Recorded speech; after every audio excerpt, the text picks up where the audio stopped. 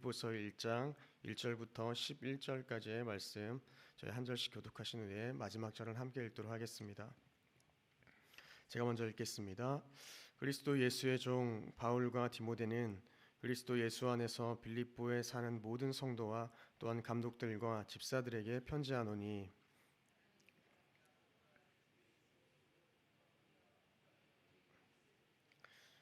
내가 너희를 생각할 때마다 나의 하나님께 감사하며 너희가 첫날부터 이제까지 복음을 위한 일에 참여하고 있기 때문이라.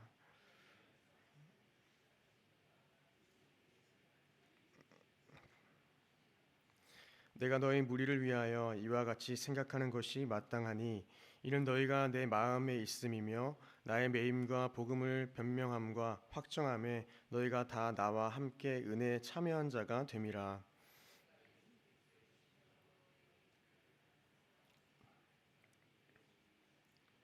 내가 기도하노라. 너희 사랑을 지식과 모든 총명으로 점점 더 풍성하게 하사,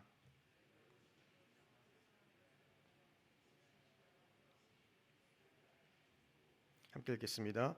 예수 그리스도로 말미암아 의의 열매가 가득하여 하나님의 영광과 찬송이 되기를 원하노라. 아멘. 네, 빌립보서에서는 가장 중요한 주제가 있습니다. 그것은 기쁨입니다. 기쁨을 의미하는 헬라어 카라가 5번 등장하고 기뻐하다라는 동사는 11번이나 등장하고 있습니다. 당시 바울은 로마 감옥에서 빌립보를 썼습니다. 옥중에 있는 자신을 위하여서 에바브로디도를 통해 헌금을 보내주는 등 여러 방면에서 자신을 염려하며 힘써 도와준 그 빌립보 교인들에게 감사의 표시를 하고, 또 자신의 투옥으로 근심하는 그들에게 자신의 근황을 알려주면서 그들을 위로하고 격려하며 아울러 몇 가지 교훈으로 말씀하고 있습니다. 먼저 오늘 본문에서 바울은 빌립보 성도들에게 자신을 소개할 때 그리스도 예수의 종이라고 말합니다. 그의 서신 고린도전서, 고린도후서, 그리고 갈라디아서와 같은 곳에서는 자신을 사도라고 표현하지만 로마서, 디도서, 그리고 오늘 본서에서는 자신을 소개할 때 그리스도의 종이라고 표현하고 있습니다. 이는 아마도 바울이 빌립보 교회에서는 사도직을 의심받지 않았기 때문이거나, 혹은 빌립보 성도들과 깊은 관계 속에서 굳이 사도라는 그 칭호를 쓸 필요가 없었던 것 같습니다. 바울은 자신을 소개할 때 종이라는 표현을 자주 사용하는데, 사실 바울뿐만 아니라 저희들 모두 성도는 그리스도의 종입니다. 예수 그리스도께서는 당신의 몸으로 죽을 수밖에 없던 저희 모두의 죗값을 치르시고 우리를 당신의 것으로 사셨기 때문입니다. 우리들은 종이라고 말하면 그리스도 예수에 의해서 학대받고 착취당하고 혹은 혹사당하는 그런 노예가 아닌가 생각하겠지만, 예수님이 종의 모습으로 오신 것을 저희가 생각한다면 그 오해를 벗을 수 있으리라 생각됩니다. 예수님께서는 종의 모습을 택하시고 십자가에 이르기까지 복종하셨고, 우리를 죄에서 단번에 영원히 해방시킨 참 좋으신 주인이시라는 겁니다. 우리가 그분의 소유가 된 것입니다. 그러니 그리스도의 대리자로서 참 자유를 누리면서 그리스도를 위해 그리스도의 뜻에 저희가 합당하게 순종하고 봉사하는 자가 종이라는 말에 담겨진 뜻이라는 것입니다. 바울은 자신만을 종이라고 말하지 않고 종들이라는 복수를 사용해서 디모데까지도 그리스도 예수의 종으로 소개합니다. 그것이 확장되어 저희 모두에게 그리스도의 종으로 여겨지는 것입니다. 바울은 복음을 위해서 일하다가 죄수가 되었는데도 불평하기는커녕 오히려 그리스도 예수의 종으로서 주님 안에서 자유를 누리며 복음을 전하는 모습을 저희가 확인할 수 있습니다. 저희 모두가 이 마음을 본받게 되기를 소망합니다.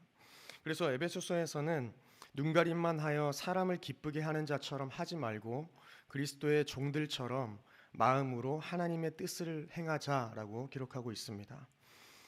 사람을 기쁘게 하면 참 자유가 없지만 하나님의 뜻을 행할 때 참 기쁨과 자유가 주어진다는 것이 믿어지는 그러한 은혜가 있기를 소망합니다. 바울이 편지하는 대상은 누구였습니까? 그리스도 예수 안에서 빌립보에 사는 모든 성도와 감독들과 집사들이었습니다. 그리스도를 믿음으로 말미암아 그의 죽음에 동참해서 옛사람이 죽고 그리고 새 사람이 된 자들을 가리키는 것입니다. 감독과 집사는 단순하게 목사와 장로, 집사가 아니라 교회의 지도자를 의미하고 있습니다. 그래서 감독은 아마 장로로서 영적으로 감독할 임무를 맡은 자로 여겨지고 집사는 실제적인 봉사의 일을 맡은 자를 가리키기도 합니다. 사실 특별히 더 강조하고 싶은 것은 성도입니다. 성도란 거룩한 자들이라는 말인데요. 사실 이 말은 구약의 선민들에게 붙였던 이름이 신약의 교회에서도 붙인 것입니다. 단순히 도덕적인 거룩성 때문에 거룩한 자로 불려진 것이 아니라 거룩하신 하나님의 백성으로 따로 구별되어졌기 때문에 거룩한 자들로 불리운 것입니다. 그리고 그리스도 예수 안에 있기 때문에 신약에서는 저희가 그리스도 예수 안에 있기 때문에 즉 거룩하신 그리스도와 영적 연합 때문에 저희가 거룩한 자로 불려지는 것입니다. 그래서 저희가 도덕적인 모습이 더 나아가니까 그리스도의 모습을 닮았구나라고 생각하는 것이 아니라 그리스도께서 저희를 예수 안에서 의롭게 칭해 주셨기 때문에 거룩한 자로 여겨 주셨기 때문에 저희의 법적 신분이 바뀐 것으로 이해하시면 되겠습니다. 이렇게 거룩한 하나님의 백성으로 구별된 성도는 서로를 위해서 기도해야 하는 그러한 존재가 되어야 함을 오늘 본문은 보여주고 있습니다. 바울은 비록 로마의 감옥에 갇혀 있지만 그럼에도 불구하고 마음으로 늘 빌립보 교회를 생각하면서 그들을 위하여서 항상 기쁨으로 기도했다는 것이 오늘 본문의 말씀입니다. 간구하되 감사함으로 너희 무리를 위하여서 기쁨으로 항상 기도했다는 것입니다. 바울은 5절에서 빌립보 교회를 위하여 간구하게 된 근거를 설명합니다. 5절에 너희가 첫날부터 이제까지 복음을 위한 일에 참여하고 있기 때문이라 라는 것입니다. 간구의 근거는 빌립보 교회가 복음을 위하여 참여하였기 때문이다. 이 참여가 교제라는 뜻을 가지고 있습니다. 복음을 공동 목표를 놓고 그것을 위하여 참여했다는 것입니다. 빌립보 교회가 복음을 위해서 교제할 때에 그 구체적인 증거가 헌금을 보내주는 것으로 드러났음을 저희는 또 확인할 수 있습니다. 바울 서신에서는 구제의 의미로 교제가 사용되는 경우가 많이 나타납니다. 그러니 구체적인 행동이 교제이고 참여인 것입니다.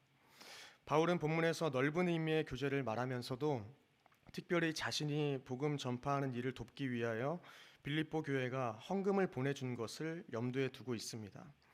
첫날부터 이제까지에서 이 첫날은 바울이 빌립보에서 떠날 때에 빌립보 교회가 데살로니가와 고린도에 헌금을 보내준 것을 시작으로 이제는 빌립보 교회가 에바브로디도를 통해서 로마에 있는 바울에게 헌금을 보내준 것을 의미하기도 합니다. 이렇듯 복음을 위한 일에 참여하는 것이 참 중요해 보입니다. 오늘 본문에서는 물질이 강조되지만 이 사도에 대한 재정적 지원뿐만 아니라 이 사도의 안녕과 개인적인 관심도 수반됩니다. 성도 여러분, 저희들은 주의 복음을 위해서 어떠한 교제, 참여가 이루어지고 있습니까? 그리스도의 복음을 위해서 시작했던 일, 봉사, 사역들 첫날부터 저희가 이제까지 복음을 위해서 관심을 가지고 참여하고 있으십니까? 빌립보 교회는 냄비처럼 뜨거워졌다가 식는 그런 신앙이 아니었습니다. 가마솥처럼 그 열기가 꾸준한 교회였습니다. 저희 모두의 신앙이 이러하기를 소망합니다. 우리 안에 착한 일을 시작하셨고 신실하신 그분은 이미 시작된 우리의 그 구원을 주 예수 그리스도의 날에 완성하심을 확신하고 있습니다. 8절에서 바울은 예수 그리스도의 심장으로 무리를 사모한다고 말하고 있습니다. 바울은 편지를 쓰면서 빌립보 교회를 그리워합니다. 그들을 보길 원했습니다. 너희가 내 마음에 있다라고 말하기도 합니다.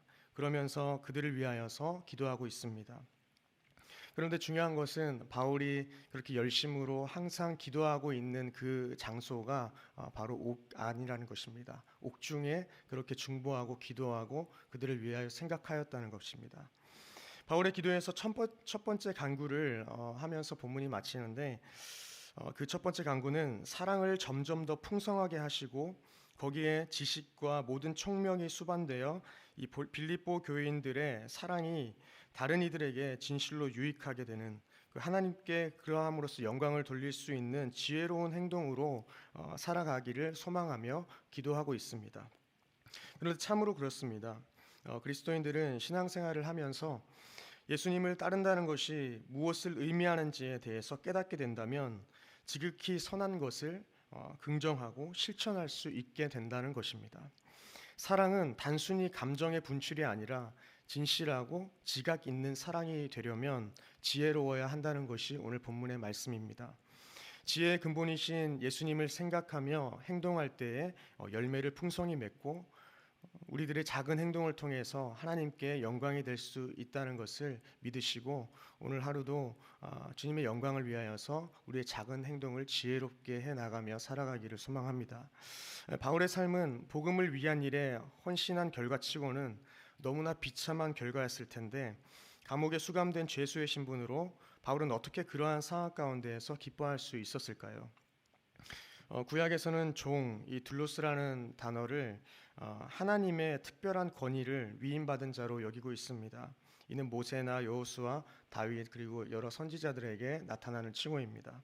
이는 하나님께 절대적으로 복종하는 자라는 의미를 가지고 있습니다. 사도 바울이 그러했습니다. 그는 오직 그리스도만을 위한 열심과 그리스도만을 위한 참여가 있었습니다. 복음으로 인하여서 기쁨으로 참여할 수 있었던 것은 바로 복음 때문이었다는 것입니다. 복음의 진리를 향해 열심히 사도의 인생을 붙잡았고 그들의 삶을 복음이 이끌어 갔다는 것입니다.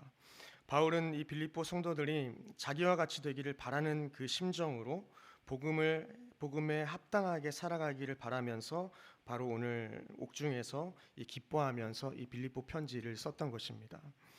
원하기는 내게 유익이 되어서 나의 입맛에 맞아서가 아니라 복음을 위해서 형제를 나의 마음에 품고 서로를 위하여서 기도할 수 있는 관계가 되셨으면 좋겠습니다.